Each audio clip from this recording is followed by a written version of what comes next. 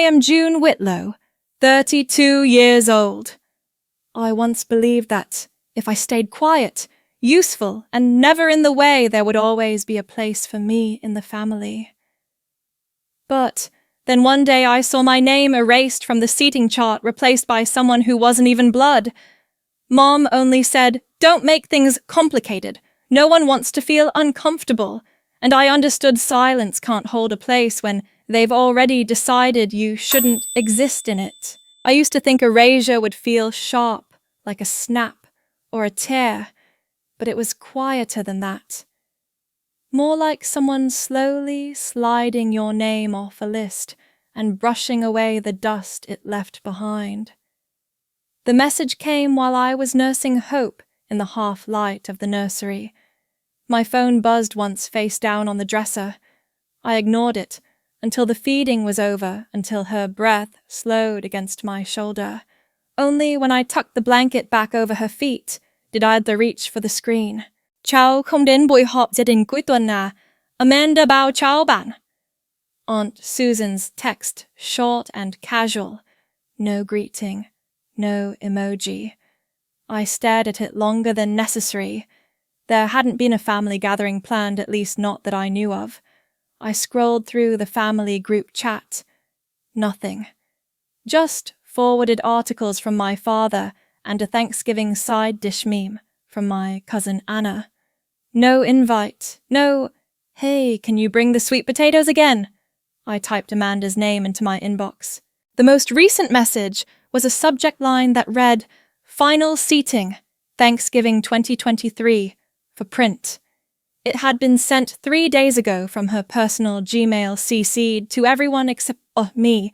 The attachment opened to a grid, names, table locations color-coded for food allergies. My name wasn't there. Where I used to sit next to Mom, across from the fireplace, there was now a small grey square labelled Kelsey Amanda's Guest. There was no comment section, no note of apology. Just clean formatting, polished cells, and white space where I had been. The silence in the room tightened. I could still hear the creak of the house settling under the night, the quiet hum of the baby monitor, the slow rhythm of Hope's breathing behind me. Everything was in its place, except me. I didn't text Susan back. I just looked at the chart again. Names in bold, rows in alignment, a perfect family fully accounted for. Amanda once said, half laughing, that I was hard to seat. That I took up emotional space, whatever that meant. I'd smiled then, not because I found it funny, but because we were in public and our mother had just started her salad. That was 2 years ago. Later that night, I opened the cedar box in my closet, the one with the dried lavender tucked inside, now mostly scentless. I kept small things there. A hospital bracelet, a receipt from the estate sale, where Jack and I found our first dresser. The old name card Mom used to put at my place every Thanksgiving with June written in curling script. I ran my thumb across it, as if pressure could pull me back into the seat it once marked. Mom used to say I was the calm one. She liked that I didn't need much, didn't demand attention, didn't stir the waters when things got tense. I thought that meant I had a place, that being small made me safe. I forwarded Amanda's email to myself, not to respond, but to archive it. Some quiet part of me needed to see the omission on a screen that belonged to me. I kept looking at the color code legend, orange for vegetarians, blue for gluten-free, grey for guests. No color for erased. Jack didn't ask when he came into the room. He saw the file open on my laptop, glanced at the screen, and sat on the edge of the bed without a word. He reached for Hope instead, gently lifting her from her crib to rest against his chest. "You okay?" It wasn't really a question. More like a placeholder, a ritual offering between people who know the answer won't be simple. I nodded. Not because I was fine, but because language didn't suit what had just happened. Not having a seat at the table wasn't what hurt. It was realizing that no one had expected me to ask for one. That's what it meant, I think. Not an error, not an oversight. It meant they'd already decided I wouldn't be there. Mom used to write reminder notes in pencil on the fridge. Pick up pie shells. Don't forget Dad's meds. June brings the greens. There hadn't been a note with my name in months. I didn't mention the seating chart when she called earlier that week. She'd asked how Hope was sleeping. I said fine. She said Amanda had been juggling a lot lately, that she was taking initiative, and that I should be flexible this year. I remember her tone when she said that lie like it was a tip, a suggestion, not a rearrangement of belonging. Once when I was 14, Amanda had switched the tags on our Christmas gifts. I got a sweater 2 sizes too big, and she got the one I'd hinted at for weeks. No one said anything when I noticed. Mom said, "Well, it still fits someone." I'd gone quiet for the rest of the day. That silence had stayed with me, followed me through college, into marriage, into motherhood. It knew when to show up. That same silence returned, now settled beside me on the bed like an old companion. I didn't reply to Susan. I didn't confront Amanda. I didn't ask why no one had included me. There's a kind of stillness that comes when you realize no one forgot you. They just didn't plan to remember. So I archived the email, closed the laptop, and let the screen go dark with my name never having touched it. I thought if I kept my volume low enough, someone would eventually lean in to listen. The night before Mom's birthday 2 years ago, I drove 5 hours through stop-and-go traffic with a half-baked bundt cake cooling in the passenger seat. Amanda had already arranged everything floral centerpieces assigned, seating a slideshow with curated quotes. I wasn't on the committee, just the guest list. At the end of the evening, standing with a glass of lukewarm, sparkling cider, I watched Amanda raise her voice just enough to carry. And none of this would have happened without the team, especially Tom for the slideshow and Kelsey for organizing the food orders. There was a pause. I almost leaned forward, then she clinked her glass and the room followed. The cake was never cut. I brought it home again in silence, the foil still smooth, unwrinkled. There was a time I believed usefulness bought belonging. When Dad was diagnosed, I was the one who called in the prescription refills, had Ensure delivered bi-weekly, sent a blood pressure monitor with simplified instructions printed in large type. Amanda posted a photo of her holding his hand at the hospital. She captioned it, always. His girl. Mom shared it within the hour, adding 3 heart emojis. When the doctor called for updates, he asked to speak with Amanda. I never corrected him. The blue envelope Amanda handed me over brunch once held a check for nearly $1,000. It was dated 3 months earlier, but the space for her signature was blank. Her voice was light, her sunglasses still on. Just float me for now. You know how these freelance cycles go. I didn't mention the daycare fees Jack and I had just started paying. I folded the check and put it in the zipped pocket of my bag. A week later, Mom brought it up, not the loan, but the tone. She's been under so much pressure lately. It wouldn't kill you to be the bigger person for once. I remember her expression when she said that. Not angry, not pleading, just resolved, as if I'd signed a quiet contract at birth to absorb the friction on everyone's behalf. At Christmas that year, Amanda gave me a set of bath salts and a card that read, "You always know how to keep the peace." She didn't say it in person. She handed the bag off to Mom, who passed it to me like an errand. I kept the card in the drawer by my bed, not because I liked it, but because it felt like documentation. Once during a family cookout, Amanda turned to me with a half smile and a full glass of wine. "It's amazing how you never make things about you." The laughter around the table wasn't cruel, it was casual, unthinking. That made it harder to hold. Later, I looked at my fingernails, short, clean, nothing painted. The inside of my sleeve had a faded spot from too many wash cycles. I wondered if I'd made myself too easy to overlook.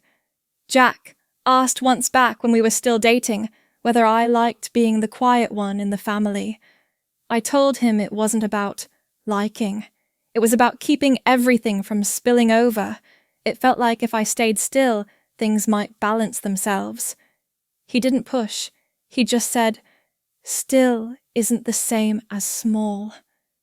I didn't answer. I remember watching the corner of the tablecloth curl in the breeze like it was trying to go unnoticed, too. Mom kept a necklace in her jewelry box, a tiny gold pendant with each of our initials.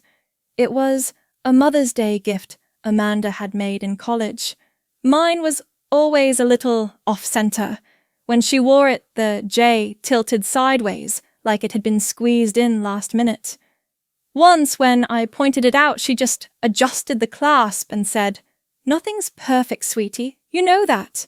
For years, I thought patience would bring clarity, that if I waited long enough, things would realign. That love was a quiet current, and I just needed to stay afloat until it pulled me back in. But it turns out, currents drift. Last fall, I sent Mom a small watercolor I'd painted a sketch of the lake near our old cabin. I'd wrapped it in brown paper, handwritten the note. A week later, I saw it in the background of a photo Amanda posted framed, hung slightly crooked, captioned, "Love this piece my sister found at a local shop." I didn't correct her. I didn't ask why. I just stopped sending things. There are parts of me shaped by the spaces I've left blank. I used to think that made me gracious. I realize now it just made me invisible. There's a coffee ring on my old desk, faint but stubborn. Amanda left it years ago with a mug she never claimed. I never scrubbed it out. It seemed easier to leave it than to risk removing something else by mistake. I tried, in every way I knew how, by shrinking, by stepping aside, by giving up the last word before anyone noticed I had one. And it took me far longer than I'd admit to see it for what it was. They didn't ask me to stay soft. They just learned that I would. Some things don't scar. They stay open just enough to sting whenever touched. When I got the call about the design scholarship, I was sitting on the floor of our old laundry room, sorting clothes that didn't belong to me. I remember the hum of the dryer, the way it buzzed unevenly. Jack always said we needed to level it. I held the phone between shoulder and jaw, blinking at a pair of socks that had somehow fused together in the last cycle. After I hung up, I called home. Mom picked up her voice tight like she'd been mid-recipe. "That's wonderful, sweetie. Just make sure it leads to something stable." She went back to stirring. I didn't tell her about the panel of judges or how many portfolios I'd sent in. I folded the socks into each other and put the phone face down on the floor. Later that week, Amanda tagged me in a post. A memory collage of her own graduation, 8 pictures, 3 with balloons, 1 with Dad holding up her degree like it was a lottery ticket each. I left it unliked. The New Year's card came in early January, thick cream paper with gold foil edges. Amanda designed it. She always did. Every name was there, hand-lettered in her calligraphy. Mum, Dad, Amanda, Harper, even the dog. There was space at the bottom for extended family. I turned the card over, then back again. My name wasn't missing. It had simply never been considered. Dad once told me I had a quiet presence. He said it as a compliment, holding his coffee in both hands like a shield. "You're the kind of person who doesn't ruffle things. That matters more than people think." He was looking at the window when he said it. I watched the ring on his left hand glint once, then fade. When Amanda's marriage ended, the family folded around her like linen. Dinners were rescheduled, trips postponed. Mom changed the living room curtains because the old ones reminded Amanda of her ex-husband's taste. We all go through things, she told me. Some losses require rearrangement. When Hope was born, I texted photos to the family thread. No one called. Aunt Susan replied with a heart emoji. 2 days later, Amanda posted a photo of her new ceramic line. The caption read, "Something beautiful always follows breaking." It got 73 likes. I sat on the hospital bed rereading the text from Mom. Hope is a nice name. Let us know when you're feeling up for company. No one showed up.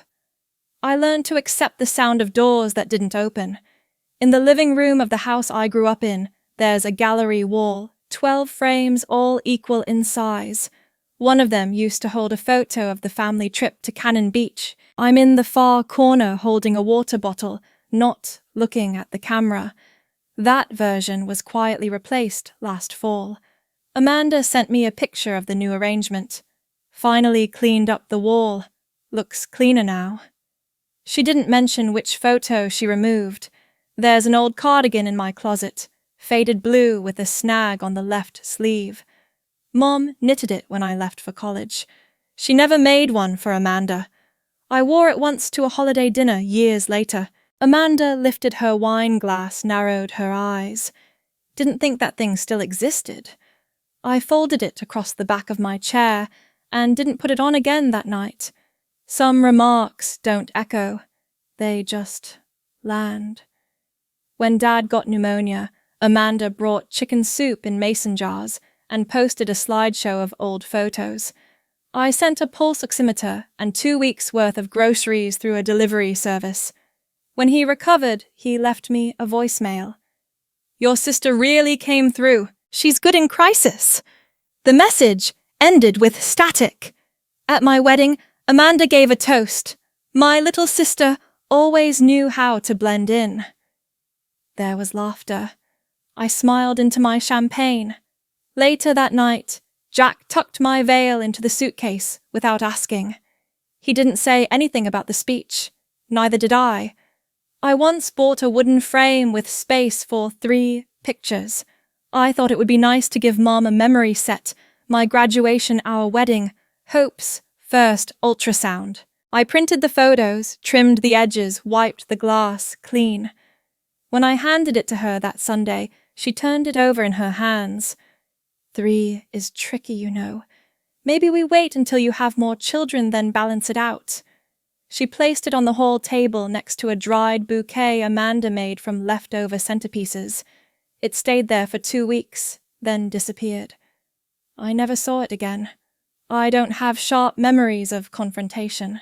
There were no slammed doors, no disowning letters, no grand speeches, just the steady drip of being left out of the parentheses. Sometimes I wonder if it would have been easier had someone said it aloud. "You don't matter enough." At least then the bruise would have had a name. Instead, it was the accumulation that wore through me, a forgotten label, a missing seat, a frame quietly emptied and hung back up, each one too small to grieve out loud, but not too small to remember. I used to believe that if I left things folded neatly enough, they would wait for me. The message came just after the nurse adjusted Hope's blanket. I was still in the hospital bed tracing the outline of the ID band on my wrist when the screen lit up. "Amanda's turning your old room into a studio. Just a heads up, locks changed. No greeting, no question, no mention of Hope, no mention of me." I read it twice thinking I'd missed a word, that something had auto-corrected itself into cruelty. The second reading felt quieter. I replied, "What happened to the drawers? I didn't ask about the room. I didn't ask why." The answer came quickly. "Amanda cleared everything last weekend. You have a family now. No need to keep extra clutter." Clutter. I once left a box in that room beneath the lowest drawer. Inside, 2 postcards from Jack when he was stationed overseas. One pressed maple leaf, the pewter locket I wore at 16, and 3 letters from Dad, one written after his first surgery, 2 before I left for school. His handwriting had changed over time, like something pulling away from certainty. None of it had been valuable. Just mine. Amanda didn't respond to the follow-up. I didn't send another. And the room had been plain cream walls, warped baseboard under the window, a faded mark where my bookshelf once leaned.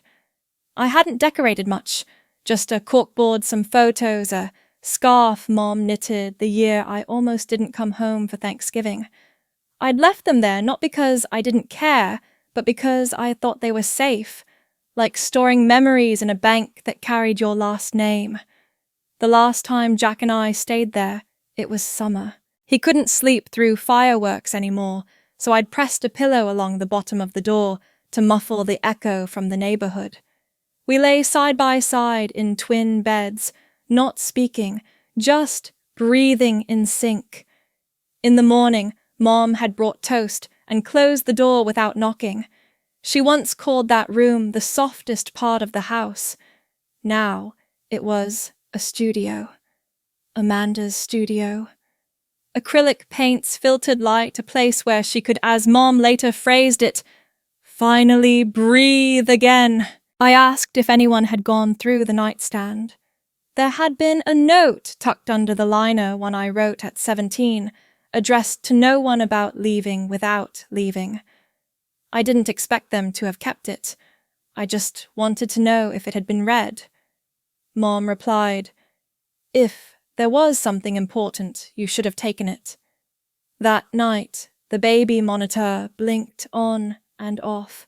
Hope shifted in her bassinet, one arm flung upward, as if grasping for something only she could see. I stared at the ceiling, remembering the sound of that old bed frame. How it creaked when I sat at the edge to lace my shoes, how the middle drawer always stuck unless you nudged it just right. I never minded its stiffness. It had a rhythm. Familiar things usually do. When I called 2 days later, she answered after 3 rings. "It's just a room, June. You don't even live here anymore." I said nothing. "You're overreacting. You have a whole house now. A husband. A baby." Another pause. "Let Amanda have something. She's rebuilding." There was no invitation in her voice, no space to reply, just facts rearranged until they became defense. I'd once told Jack that my mother measured love in sacrifice. If you gave something up, she noticed. If you held on too long, she called it selfish. He asked me what I'd kept. I didn't answer. After the call, I looked for the ring Dad gave me on my 15th birthday. It had always sat in the porcelain dish, shaped like a swan white glaze chipped at the beak. The dish was gone. So was the ring. I mentioned it to Mom the next week, carefully, like asking after a neighbor who hadn't been seen in a while. Maybe it got thrown out with the rest. Things get misplaced. Don't hold on to every little item. She was chopping carrots. I could hear the blade hitting the cutting board. Even. Measured. Amanda posted a photo of her new studio later that month. Bright windows, plants in hanging pots, a paint-splattered apron draped over the chair I'd once used to string holiday lights. "Where new things begin." The caption had 3 blue hearts. I didn't react.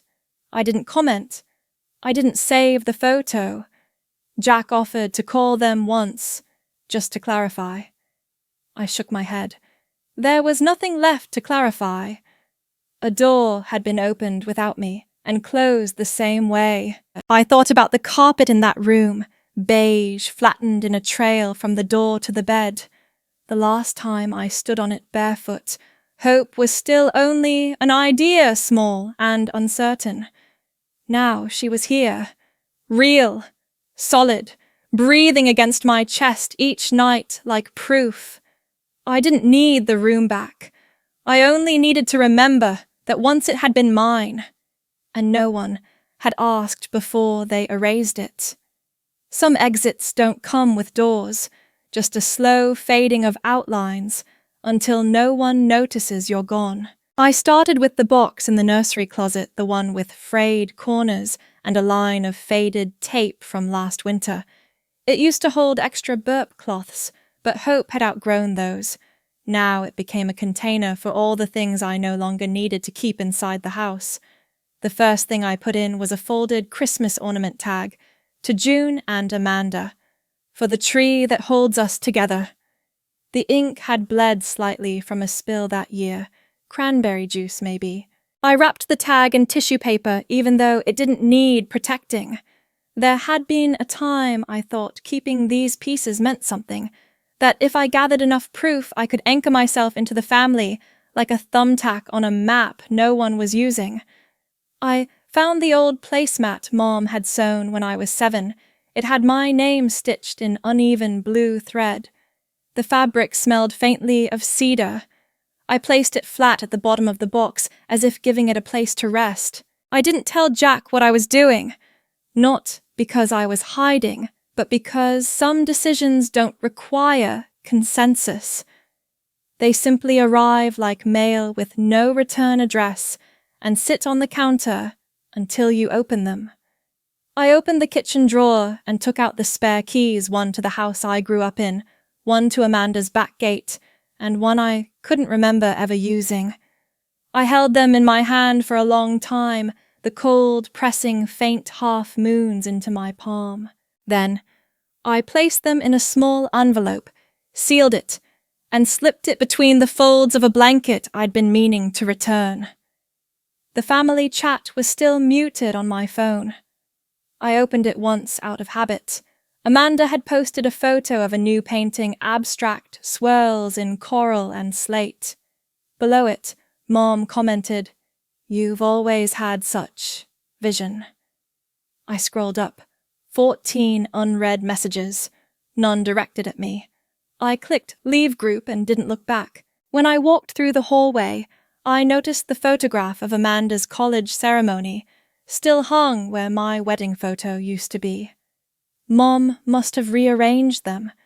I reached up and traced the outline of the hook that now held something else.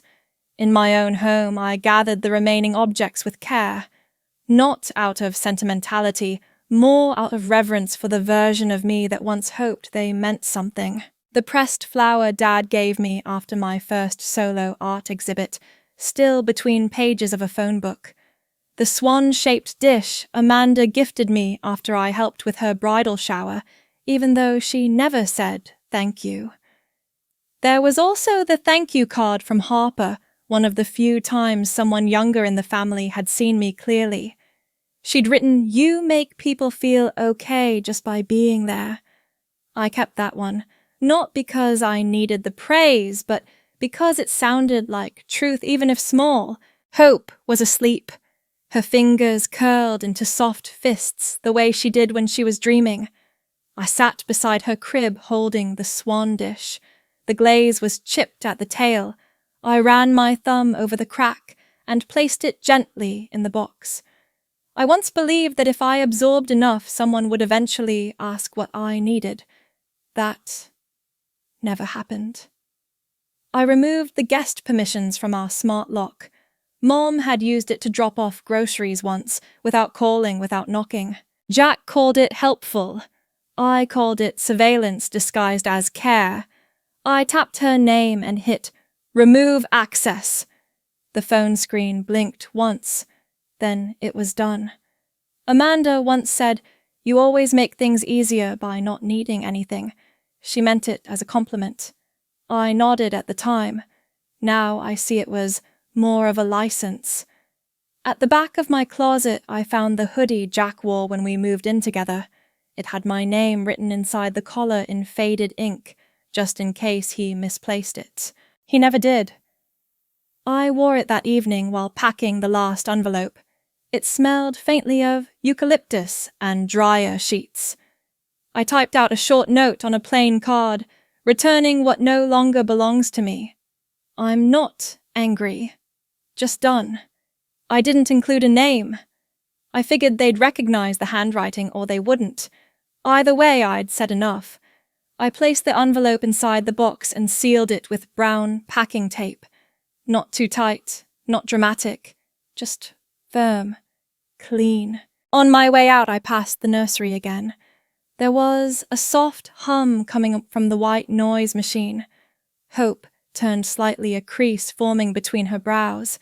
I touched her blanket, gently smoothing the edge, then walked away.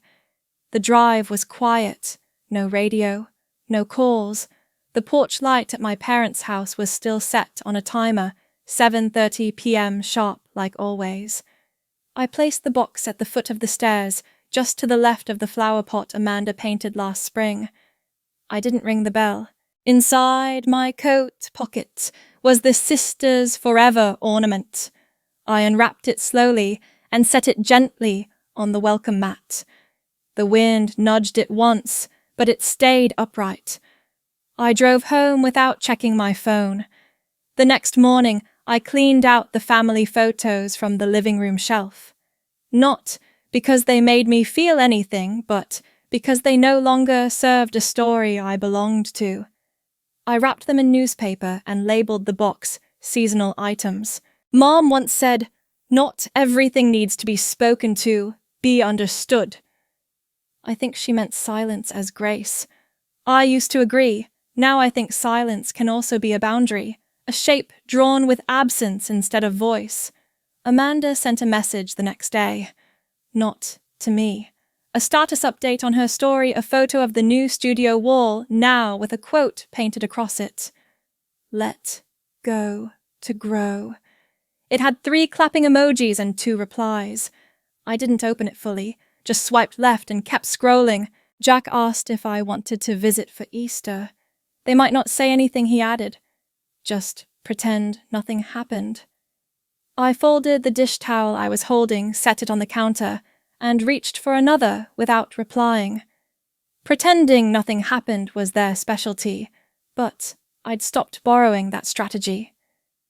Later that night, I looked at the empty hook on our front door. There used to be a sign that read, "Welcome, family." I had taken it down months ago after a surprise visit left Hope overstimulated, and me swallowing a headache with cold coffee. I never replaced it. I found the hook rusted slightly at the edge. I scraped it clean with the dull side of a key I no longer used.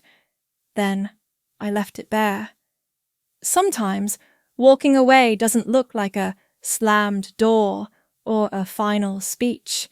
It looks like mailing keys you no longer need, leaving photos in boxes no one will unpack, removing yourself from tables that always saved your seat for someone louder. It's not retreat, it's return to yourself. And silence used right holds more shape than anything I've ever tried to explain. Some rooms aren't meant to impress, just hold. The kettle took longer to boil here. The stove clicked a few times before the flame caught blue and a little unsteady. I stood with my hands around the chipped mug, watching the steam coil upward, the quiet whistle sounding like someone humming behind a closed door. There was no voice calling from another room, no sudden knock, no second pair of footsteps asking if I was sure I knew what I was doing. The house Jack found was small, barely wide enough for us to pass each other in the hallway without turning sideways. The windows didn't seal all the way, and the floor creaked with every shift of weight. But the sun still reached in through the blinds by 6:40 a.m., brushing across the floor like it had nowhere else to be. Hope slept in the nursery, if you could call it that. Just a corner of the bedroom with a hand-sanded cradle and a faded mobile that turned slightly off rhythm. She breathed soft and even. I could hear it when I stood still. The tea was slightly too strong. I didn't mind. It filled the room with something warm. There had been a box I'd packed with things that didn't belong to me anymore. Now, there was nothing I needed to give back. Just space. I hung a single frame on the wall opposite the window. It was empty. No photograph, no sketch, just 4 sides of wood holding nothing. Jack noticed when he came in from the yard, wiping his hands on the back of his jeans. "What are you planning to put in there?" I didn't answer. He didn't ask again. There was a kind of peace in not needing to explain an absence. In the mornings I fed Hope and cleaned slowly dishes, then the baseboards, then the backs of picture frames no one else would see. I folded the laundry without rush. Each sock had a mate. No pairs disappeared here. Once Amanda had said, "You always move so carefully, like someone might be watching to see if you mess up." She meant it as a joke, but she wasn't wrong. I don't move that way now. At night, Jack cooked. He made too much rice and not enough sauce, but the plates were always warm. We sat on the floor, knees brushing, and ate without music. He used to reach for his phone after meals. Now he let it stay in his pocket. Hope babbled sometimes in her sleep, small sounds that didn't need interpretation. I listened like I used to listen to storms aware, but no longer bracing. A card came in the mail from Harper. Just a drawing, sunflowers, and a small stick figure with curly hair labelled Aunt J. No return address. Just her name, printed in pencil. I taped it to the fridge with a magnet, shaped like an orange slice. It curled slightly at the edge from humidity. I didn't smooth it down. Mom once told me, "You always needed too much space to feel settled." She was rearranging the dining room at the time, clearing room for Amanda's art supplies. The irony didn't land then. It does now. I have less room here than I've ever had, and yet none of it feels borrowed. There's a drawer near the sink where I keep loose recipes and coupons I'll never use. I added a folded sheet of paper, Hope's first scribble, in crayon. She gripped the wax too hard and broke it, then stared at the jagged piece like it had betrayed her. I kept the broken crayon too. Jack bought a second-hand rocking chair from a neighbour 3 doors down. The armrest wobbled slightly, and the seat creaked when I leaned too far back. I sat there sometimes after midnight, not to think, just to be still in something that didn't require fixing. I stopped checking my email. The family thread had long since replaced messages with photos Amanda's latest project, Mom's dinner table layouts. I imagined the empty space where my updates would have gone. Then, let the thought pass. The coat I used to wear on holidays still hung in the hallway. The cuffs had frayed and a button had loosened. I didn't mend it. I just wore it on mornings when I needed the weight of something worn, but familiar. Jack once asked if I missed the noise. I shook my head. Not because it wasn't true, but because quiet isn't the same as loneliness.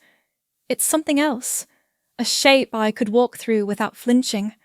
Sometimes I stood at the back door, just before sunset, holding Hope against my shoulder. She'd pull at my earring hum with her lips closed. The grass was patchy, the fence leaned, the sky changed slowly. I used to wait for messages, for some gesture of recall. A mistake acknowledged. A door reopened. Now, I don't wait. The frame on the wall stayed empty, not out of forgetfulness, not because I lacked memories, but because, for the first time in years, I didn't feel the need to prove eyes existed. Some walls aren't meant to display. Some silences aren't voids. They're beginnings no one else can decorate, and beginnings, I've learned, don't need announcements, only a place to grow. Some people don't call to reconnect. They call to complete a picture they've already arranged without you. I was rinsing a bottle in the sink when the phone lit up. I didn't check the name. I knew it from the way my fingers stilled over the sponge. 2 rings, then a third. I dried my hands on a towel that still smelled faintly of cedar and picked it up. Your sister wants everyone in this year's photo. Send a picture of Hope, preferably in white. Something neutral. Nothing else. No greeting. No hesitation. No pause to ask how we were. I didn't reply. Just let the line hang for a second longer than necessary. The silence filled the space she wasn't used to. Amanda's campaign had been gaining traction, flyers printed in matte, finished lawn signs, with serif lettering words like integrity and inclusion, repeated just enough to feel choreographed. Her face tilted slightly in every photo, like she knew which side caught the better light. I'd seen them shared by mutual friends, acquaintances, and a cousin who hadn't messaged me in 3 years. Jack told me about the website. I hadn't gone looking. There was a tab labeled Meet the Family. I hovered over it one evening. Her husband was there holding a tray of grilled vegetables, her stepdaughter painting on the porch. My parents side by side, heads tilted toward Amanda. The caption, "My unwavering support." My name wasn't there. Neither was Hope's. That night, I sat in the rocking chair with Hope asleep in my arms, her cheek resting on the shoulder of my old sweatshirt. I traced the edge of the phone in my pocket, but didn't reach for it. The next morning, an email arrived. Subject, Easter Family Collage. Important. It came from Dad. No salutation. Just a sentence. No pressure to come if it'll be uncomfortable, but a picture would help. Let's keep this simple. I reread the word, uncomfortable. A tidy stand-in for everything they'd refused to name. For the seat that was no longer saved. For the room that had been emptied without warning. I opened my gallery. Dozens of photos of Hope, eating mashed banana, crawling towards the cat, babbling in the hallway mirror. I stopped at one. Her smile crooked her fingers, covered in marker. The background was cluttered, the lighting imperfect, not usable, not presentable, not what they wanted. I thought about the blanket my mother had sewn for Amanda's daughter last Christmas, soft pink fleece, monogrammed with matching booties. I remembered the text Amanda posted with it, handmade with love like always. Hope had never received anything hand-stitched, just a gift card that arrived a week late, addressed only to Jack and family. Jack once asked, "What would you do if they actually showed up at the door?" I didn't answer. I imagined them on the porch holding a camera saying smile. Just that one word. Nothing. Before, nothing after. I never imagined them stepping inside.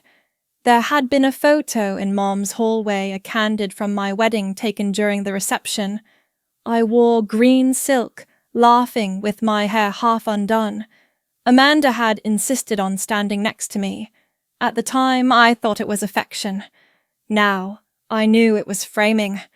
I saw a recent post from her account. The same spot in the hallway, same frame now holding a picture of Amanda and her stepdaughter lighting a candle together. The caption read, "Legacy in small hands." My hands had held plates, pulled chairs closer to the table, sent flowers to birthdays I wasn't invited to. They had never held candles in her photos. There was no apology in the call, no curiosity, no space made, just a slot to be filled. Amanda once told me as we stood in the kitchen after Mom's gallbladder surgery, "You take things too personally, June. Sometimes you just need to show up and smile. That's what family is." I had nodded then, not because I believed it, but because I was still trying to. I looked back at the email. Let's keep this simple, as if I'd complicated things by existing outside the image. I scrolled past photos of Hope on our couch next to our window, with her mismatched socks and finger-stained books. None of it fit the aesthetic they wanted. but all of it was ours. Jack left a bowl of grapes on the table beside me. I picked one up, pressed it between my fingers until the skin split slightly. He didn't speak. He just sat across from me and picked up a newspaper, a corner of it folded where it had been used as a coaster the night before. I wanted to reply, not with a photo, but with a sentence. "She's not a stamp to complete your envelope." But I didn't write it. Silence, I'd learned, has more shape than any retort. Mom used to keep her crystal figurines on a shelf just above the fireplace. When we were kids, Amanda broke one an angel with outstretched wings. I had taken the blame, said it slipped from my hand while dusting. Amanda never corrected me. Later that week, Mom replaced it with a ceramic cat. She told me it fits better now, less fragile. I understood then what she preferred, the unbreakable, or at least the convincingly intact. In my inbox, a follow-up came 2 days later. From Amanda, this time. Need the photo by Friday. White dress if possible. Mom says she can edit the background if it's too dark. Edit, not adjust, not include, just alter until it fit. I closed the message and deleted it without marking it unread. Hope cried softly from the other room. I went to her, held her until her breathing evened, then laid her down again. She curled slightly to one side as she always did, her fingers half closed. There was a white dress in her drawer, hand-me-down lace, stiff and oozed. I folded it carefully, placed it back at the bottom, and shut the drawer without hesitation. No one called again after Friday. On Saturday, Jack showed me the photo posted to Amanda's page. 8 people, matching pastels. The caption, "Grateful for every branch of this family tree." I didn't comment. I didn't save it. I simply reached for the tea tin and let the kettle heat, waiting for the first soft hiss. Sometimes they return. But not for you. For the silhouette you used to fill.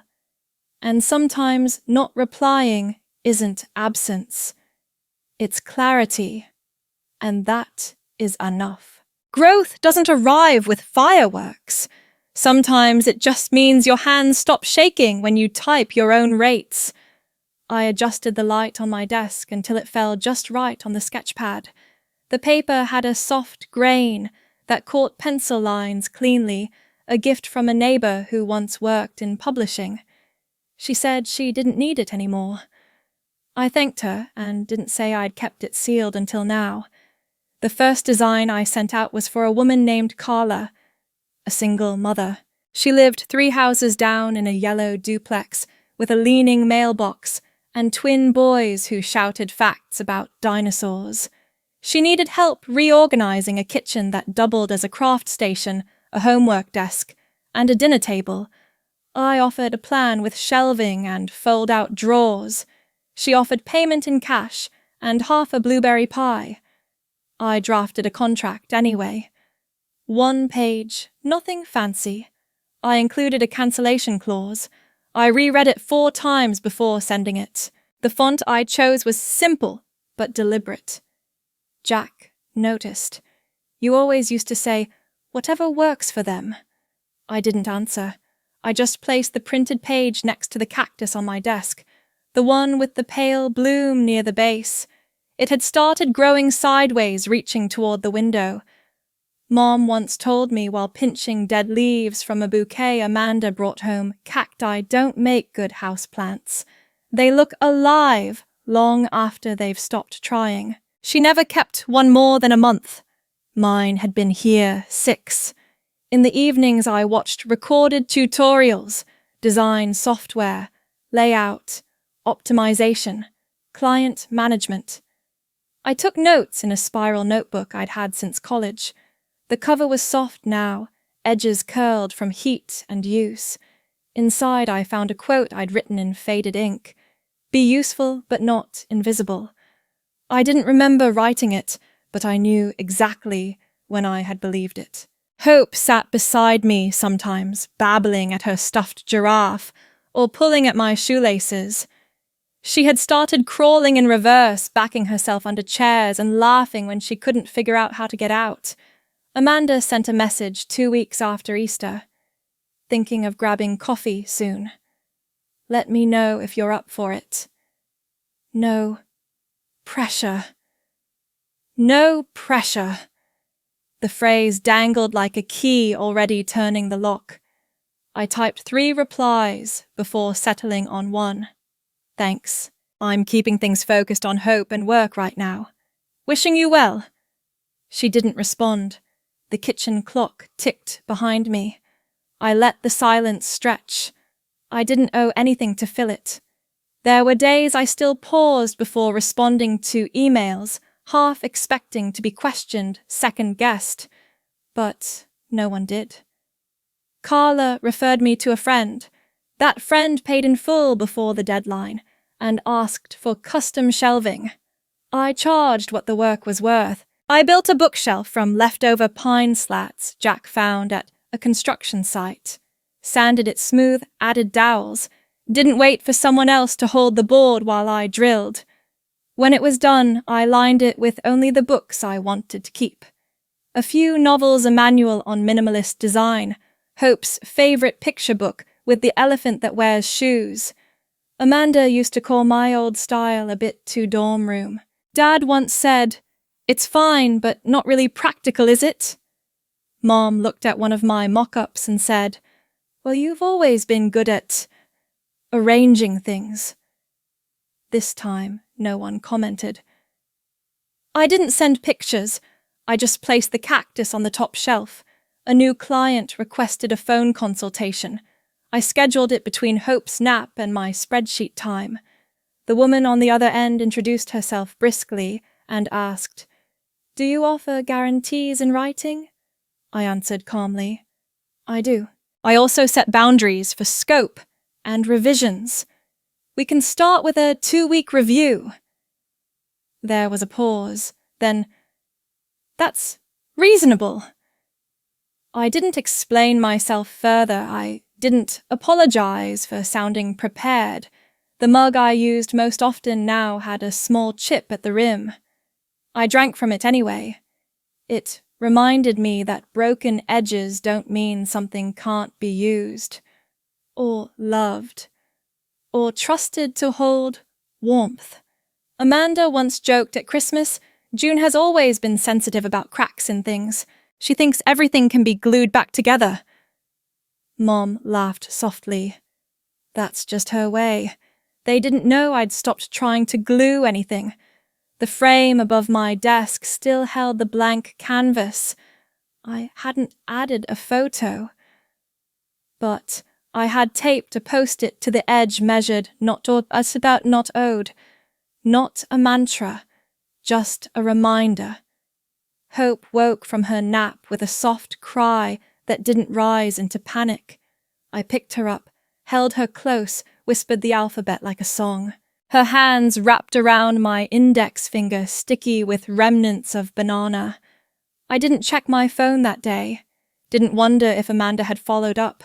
Didn't scroll to see what they'd posted. I printed my second invoice. Full amount. No discount. Then I turned to water the cactus. It hadn't bloomed again, but the stem had thickened. Some things grow slowly, some only once they're left alone. I no longer needed to prove I belonged. I had simply stopped asking for space at their table and started carving one of my own. Some endings arrive in silence already complete before the envelope is sealed. The letter came on a Tuesday, tucked between a catalogue for seed trays and a bill for utilities. The envelope was ivory, the return address embossed in a serif font I recognized from family holidays and estate filings. I didn't open it right away. Hope had scribbled in crayon along the kitchen wall again, 2 red lines, a blue triangle that looked like it meant something. I crouched beside her and drew a matching triangle on a sticky note. She laughed. The envelope stayed unopened on the counter. That night, after she'd fallen asleep, I opened it without drama. 4 pages. Legal phrasing. Reassignment of family property. Amanda's signature already at the bottom. My name not listed among the co-beneficiaries. There was no mistake, no oversight, no mention of why. The old house our grandparents had once held summer quilts, chipped John glass candy jars, and a collection of Reader's Digest editions from before I was born. Amanda had insisted it be restructured part of a modernized inheritance plan. That was how she phrased it last time we spoke. This time, she didn't speak. There was a second note, a printed message on letterhead from the firm. Please review and return for records. If you are not a participant, no action is necessary. No action. Just confirmation. Just agreement through absence. I turned the last page over and looked for handwriting. There was none. Jack placed a cup of water beside me and sat across the table. Neither of us reached for the folder again. Later, I found the old keychain in the drawer near the stove, a brass tag, oval-shaped, etched with J. Whitlow. Ridge House. It used to hang from Grandpa's tool cabinet. I remember holding it after he passed still cold from the metal hook. Mom had said, "You'll keep this, won't you?" Amanda doesn't really care about keepsakes, but now Amanda cared about the structure, the land, the public documentation, just not the fragments, not the people those fragments had once belonged to. I placed the keychain on the table, wrote a single sentence on plain paper, and slid it into a fresh envelope. I decline participation in any further structures, names, or narratives associated with the Whitlow estate. No signature, flourish, no date. Just the one line. I sealed it, affixed a stamp, sent it the next day. 2 mornings later, I walked to the backyard with the old mailbox tucked under my arm. The one from the house on Cedar Ridge. Its paint had faded to a soft rust red, but the nameplate was still there, engraved in narrow font, J. Whitlow. I dug a small square beneath the maple tree. The earth was damp, but loose. I didn't bury it deep, just enough that it disappeared. When I stood again, the space where it had rested looked ordinary. Nothing marked, nothing mourned. Amanda once told me during a family brunch, when the cousins were arguing about recipe rights, "You can't be in and out, June. Either show up or stop acting like you should be counted." Dad had nodded. Families need clarity. They never asked where I'd been when Mom had her second surgery. I had shown up. Quietly. Sat for hours in the waiting room, held her hand when the anesthesia wore off. No one brought that up during Amanda's campaign, when they listed our family's strength through hard times. The house on Cedar Ridge had no portraits left. Mom sent a group message months ago that the old photos were being archived digitally. Amanda curated the uploads. My wedding photo didn't make the final folder. Someone replaced it with a shot of her family at a vineyard. That's when I stopped checking the shared drive. Hope toddled outside with one sock missing, dragging a plastic cup full of leaves. She handed me a rock, small and flat, speckled with moss. I placed it where the mailbox had gone under. The phone buzzed again that evening, a forwarded message from a second cousin. "Congrats, Amanda, on preserving the legacy house. Proud of the Whitlows." No one corrected them. No one needed to. Jack picked up a pen to ask if I wanted to reply. I shook my head. He dropped it gently back in the drawer.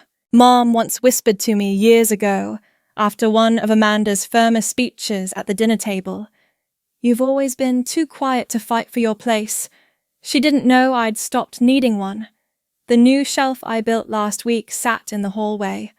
On it, a candle, a jar of dry lavender, and a photo of Hope holding a spoon with both hands. No caption. No frame. just taped at the edges to keep from curling. I didn't keep the certified mail receipt. I didn't ask if they read my reply. I just folded the extra copy into the back of my notebook, the one where I write measurements and invoices and the names of wildflowers I want to learn. Some letters don't need acknowledgement. Some roots don't need to be seen. Some endings are exact because they say nothing more than what's necessary. I never expected them to answer, and for the first time I didn't leave room for it. Some mornings arrive without proving anything. They just let me be here. The kettle clicks before the steam rises. I pour the chamomile into a chipped mug I keep for mornings like this, plain white rim slightly uneven. A small crack along the handle that's held for years without splitting. I never fix it. It doesn't need fixing. Hope taps her feet against the woven rug holding a triangle block between her palms, as if it holds secrets. She mouths its corners, then offers it to the light. I watch her not waiting for anything in particular. She notices, smiles, not because she must, but because we're both here, and that seems to be enough for now. The sun slants low across the table. I lean back the chair, creaking slightly, and reach for the small stack of folded notes I kept in the drawer below the mail tray. I've read them before short messages from before everything went quiet. Don't take things so personally. Amanda didn't mean it that way. Let's not make this a Pat and June. None of them were apologies. I never expected them to be. I placed the notes into an old box, one that once held holiday cards. The lid has a faint pine scent, or maybe it's just memory. I tape the top shut and scribble on the front, no response required. The compost bin creaks when I lift the lid. I pause, but decide against it. I don't throw the box away. I place it on the shelf above the pantry behind an unopened jar of plum jam. It's not about forgetting, just rearranging what I allow to stay close. The design sketches sit on the counter beneath a paperweight shaped like a seashell. Jack found it on a beach trip years ago. He didn't say much when he gave it to me, just placed it next to my keys before leaving for a weekend shift. I'd kept it out of habit. Now it anchors my first full set of blueprints for the home studio I plan to register next spring. The permit application is mostly filled. Just one line remains blank.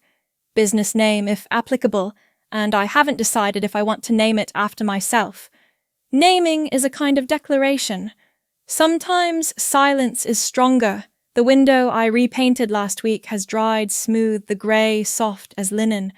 The ivy outside leans inward, curling at the corners as if trying to listen. I let the breeze move through the screen. No perfume, no artificial scent. Just air. Just today. A message buzzes in, soft and ignorable. Amanda's name flashes across the screen. Just 2 words previewed. Quick coffee. I don't open it. I don't delete it either. I leave it unread like an unopened door I no longer need to knock on. Last winter I would have responded quickly. A compromise, a polite deferral. Now I just finish steeping the tea. There's a small cactus on my desk now, short, squat, almost comical. It bloomed last week, pale orange like a whisper that chose to stay. Mom once told me cacti were ugly survivors not meant for display, but this one found its place without asking. I water it once a week, no more. It hasn't needed anything else. Hope babbles toward her pile of wooden animals. She lines them up facing the bookshelf. I don't correct her. There's no wrong direction to face when the room is yours. There's a blank frame above the table. I hung it months ago when I still thought I'd fill it with something decisive. A certificate, maybe. Or a family photo that didn't pinch at the edges. I never found the right thing. This morning I place a new card inside. Not printed, just one I drew with a pencil on watercolor paper while Hope napped last week. It says, "This is enough. No border, no flourish, just the words." Sometimes the loudest ending is no sound at all. I remember once years ago sitting at a cousin's graduation party. Mom had leaned close and murmured, "You always make things harder than they have to be." I hadn't replied. I'd looked at the tablecloth and counted the folds. I still don't have a comeback, but I also don't have the tablecloth anymore. The studio won't be grand. No launch party, no posts for anyone to clap beneath. Just a room where I can build draft-finish something and let it stand. I'll paint the shelves myself, sand the corners smooth, and measure twice before cutting. Not because anyone is watching, just because it feels right. There's a kind of power in finishing something no one else asked for. Jack returns from the grocery store. He leaves a bag near the sink and nods toward Hope. She claps when she sees apples. I press one to my cheek before washing it, letting the cool settle into my skin. He doesn't mention the box on the shelf. He doesn't ask about the message. That's what love feels like now. The absence of interrogation. The room to set something down without being asked what it means. Outside, a bird lands on the fence post, just long enough to rest. Inside, the kettle cools. No verdict is needed. No witness required. I fold the card once more in my mind. The line holds, "This is enough."